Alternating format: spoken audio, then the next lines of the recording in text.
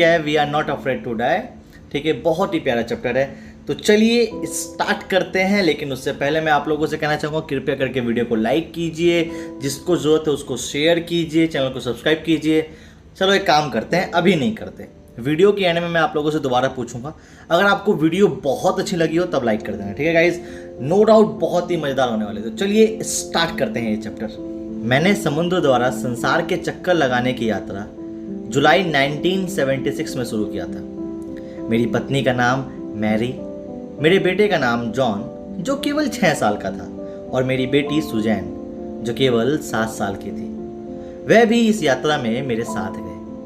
मेरी उम्र उस समय मात्र 35 वर्ष थी। मैं एक बिजनेसमैन था और संसार का चक्कर उसी रास्ते से करना चाहता था जो रास्ता आज से 200 साल पहले जेम्स कुक ने अपनाया था। हम लगभग 16 साल से समुद्र यात्रा की प्लानिंग कर रहे हैं। हमने 23 मीटर लंबी एक बोट बनाई। ये लकड़ी से बनी थी और इसका वजन 30 टन था। ये बहुत ही सुंदर बोट थी और हमने इसे बहुत ही बढ़िया स्किल से बनाया था। इसे पूरा करने में हमें कई महीने लग गए और हमने इस बोट का नाम वेव वॉल्कर रख दिया। यह यात्रा 2,55,000 किलोमीटर की थी और इसे पूरा करने में हमें कम से कम 3 साल तो लगने वाले थे। पहला सफर जो 1,05,000 किलोमीटर का था, वो तो बहुत ही मजेदार तरीके से पूरा हो गया। हमने अफ्रीका के वेस्ट कोस्ट से लेके कैपटाउन तक का सफर पूरा कर लिया था। लेकिन इस कहानी का भयानक मोड़ इस यात्रा का दूसरा स्टेज था जो 1,50,000 किलोमीटर का था। और जिस ओशन में हम ये यात्रा करने वाले थे वो दुनिया की सबसे खतरनाक ओशन थी। क्या था उस ओशन का नाम? उस ओशन का नाम था साउथ इंडियन ओशन। हमने अपनी सहायता के लिए 2 नाविकों को पकड़ लिया। एक का नाम था लैरी विजिल और दूसरे का नाम था हर्ब सिजलर। एक अमेरिकी था तो दूसरा स्विट्जरलैंड वासी। कैपटाउन से चले अभी हमें बस 2 ही दिन हुए थे, लेकिन तेज हवाओं ने हमें परेशान करना शुरू कर दिया था। ये हवाएं कुछ हफ्तों तक लगातार चलती रही, लेकिन वैसे भी ये हवाएं मुझे ज़्यादा परेशान नहीं कर रही थी। मुझे परेशान कर रही थी वो बड़ी बड़ी तेज तेज आती लहरें जो मेरे बोट को इधर से उधर हिला रही थी। और मुझे लगता है कि जल्दी हमारे सामने और भी बहुत बड़ी प्रॉब्लम आने वाली है। 25 दिसंबर को हम कैपटाउन के ईस्ट में 3,500 किलोमीटर तक पहुंच गए। मौसम बहुत ही खराब हो चुका था, फिर भी हमारे पास उस दिन क्रिसमस ट्री था और हमने बहुत ही यूनिक तरीके से क्रिसमस मनाया। यार मज़ा तो आ गया, पर काश ये मौसम भी जल्दी से ठीक हो जाए। बस ये जल्दी से मौसम बदल जाए। और यकीन मानो भगवान ने मेरी सुन ली। मौसम बदल तो गया, परंतु अच्छे होने की बजाय बहुत ख़राब हो गया। 2 जनवरी तक लहरें बहुत बड़ी बड़ी हो गई। जैसे ही लहरें आती हमारी बोट ऊपर उड़ जाती। हमने हवा को कंट्रोल करने के लिए आगे सिर्फ एक ही स्ट्रॉप जिब लगा रखी थी। मैं आपको बता दूं, ये हवा को कंट्रोल करने वाला एक पर्दा होता है। यार ये हवाओं की आवाज़ मेरे कानों में दर्द कर रही है। जहाज़ की गति को कम करने के लिए हमने स्ट्रॉम जिब को नीचे कर दिया। हर एक चीज़ को हमने रस्सी से कसकर बांध दिया और हम लोगों ने लाइफ राफ्ट और लाइफलाइन रोप भी बांध दी और हमने ऑयल स्किन और ऑयल जैकेट भी पहन लिया।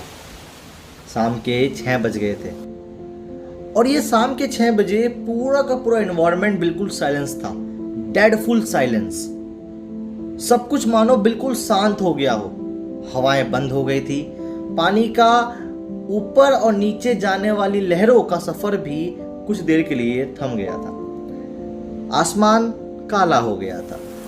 बादलों के गरजने की आवाज धीरे धीरे आने लगी थी। ये शायद तूफान से पहले की खामोशी थी। जहाज के पीछे एक बहुत बड़ा काला बादल था।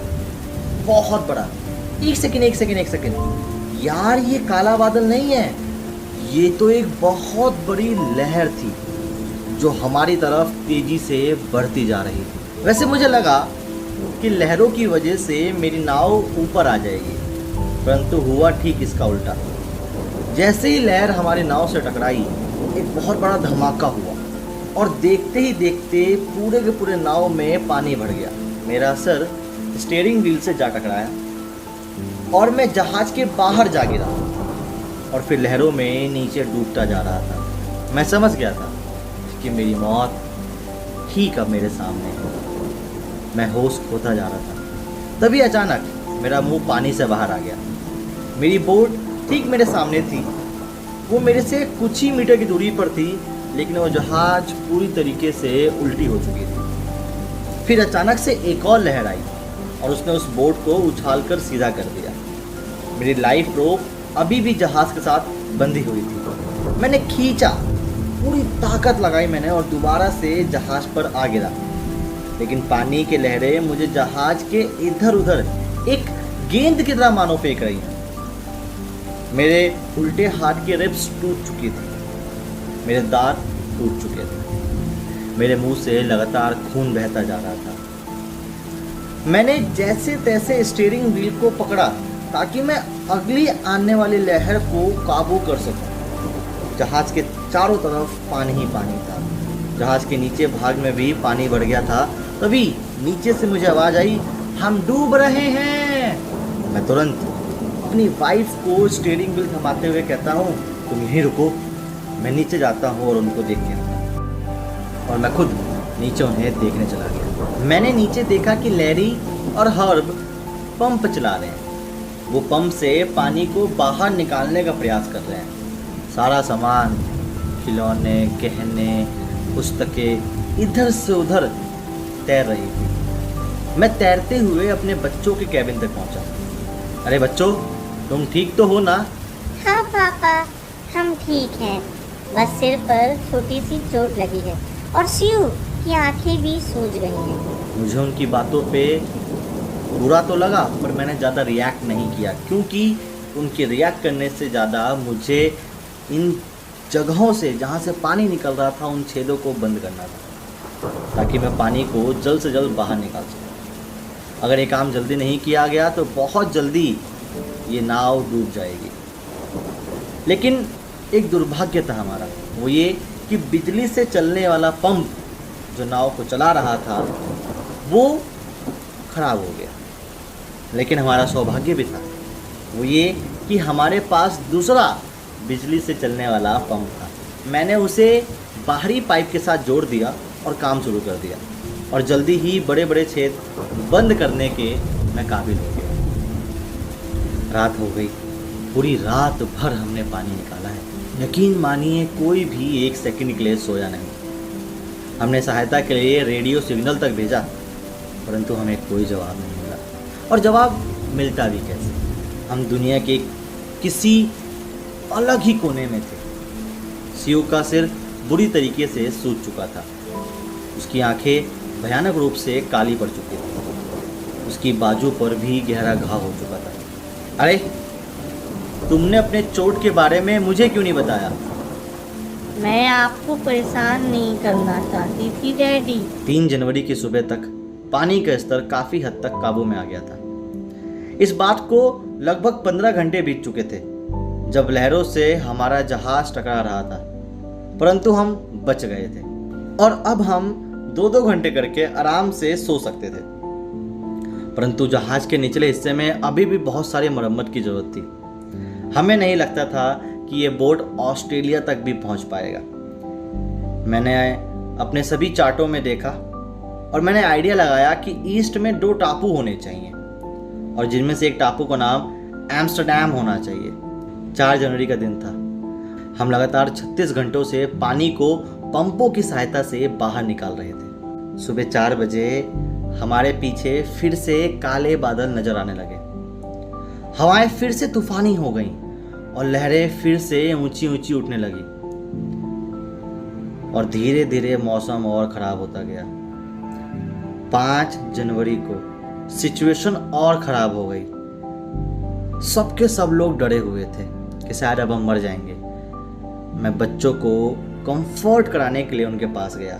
जॉन ने मुझसे पूछा, डैडी, क्या हम मरने जा रहे हैं? नहीं बेटा, हम मरने नहीं जा रहे हैं। सुनो डैडी, हम मरने से नहीं डरते। यदि हम सब साथ रहें तो हम जीत जाएंगे।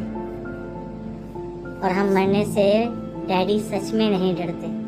उसके इस जवाब का मेरे पास कोई रिएक्शन नहीं था। मैं खामोश था। उस बात ने मेरे को अंदर से तोड़ दिया और मुझे मोटिवेट किया। मैंने खुद से वादा किया कि चाहे कुछ भी हो जाए मैं लड़ता रहूँगा, आखिरी दम तक लड़ता रहूँगा। शाम तक सिचुएशन और भी खराब हो गई और बोट में पानी भरता जा रहा था। हम मौत के बहुत ही नज़दीक थे, लेकिन फिर भी हम लगे हुए थे पानी को निकालने में, बोट को चलाने में। ये करते करते 6 जनवरी हो गई।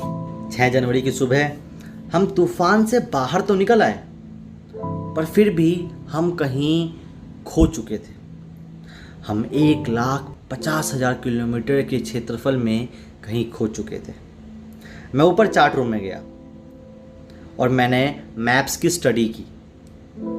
मैं बस इतना जान पा रहा था कि हम 1,50,000 किलोमीटर चौड़ी सागर में मात्र 65 किलोमीटर का एक टापू ढूंढ रहे हैं, जो लगभग नामुमकिन है। मैं ये सब सोच ही रहा था, तभी मेरी बेटी स्यू मेरे पास आती है और मुझे एक कार्ड थमाती है। डैडी, आप इसे एक बार पढ़िए। मैं उसे खोलता हूँ और उसमें लिखा होता है, डियर डैडी और मम्मी, आप दोनों बहुत ही प्यारे हैं और मैं आप दोनों से बहुत प्यार करती हूँ। थैंक यू मुझे इतना प्यार देने के लिए। मुझे उम्मीद है कि हम जल्दी ही अपनी मंजिल तक पहुँच जाएंगे। और याद रखिए, मैं आप लोगों से बहुत प्यार करती हूँ। आप लोग बहुत बहादुर हैं। उस लेटर से मुझे और मोटिवेशन मिला। मैं दोबारा ऊपर गया और मैंने हर्ब से कहा कि नाव को 185 डिग्री घुमा दो। हाँ जी, 185 डिग्री प्रॉपर रोटेट कर दो। मुझे पता है कि 185 डिग्री के बाद शायद हम शाम 5 बजे तक टापू पे पहुंच जाएं। और इसी उम्मीद के साथ मैं नीचे आया और थोड़ी देर सो गया। जब मैं जागा तो शाम के 6 बज चुके थे। यार, हम जिस स्पीड से जा रहे हैं अभी तक तो टापू आ जाना चाहिए था। लगता है मैं मिस कर गया। खैर, क्या ही कर सकते हैं। डैडी डैडी डैडी डैडी, क्या हुआ? क्या हुआ जॉन? क्या हुआ स्यू? डैडी, क्या मैं आपको गले लगा सकता हूँ? हाँ, क्यों नहीं, पर हुआ क्या है? क्योंकि कि आप दुनिया के बेस्ट डैडी और बेस्ट कैप्टन हैं। डैडी, हमने एक टापू ढूंढ लिया है। क्या? सच में? ओ माय गॉड, सच में हमने टापू ढूंढ लिया है। मैं जल्दी से ऊपर जाता हूँ और देखता हूँ ठीक हमारे सामने 65 किलोमीटर का एक टापू था और इस टापू का नाम था एम्स्टर्डम। बहुत ही प्यारा टापू। ये टापू मुझे लगता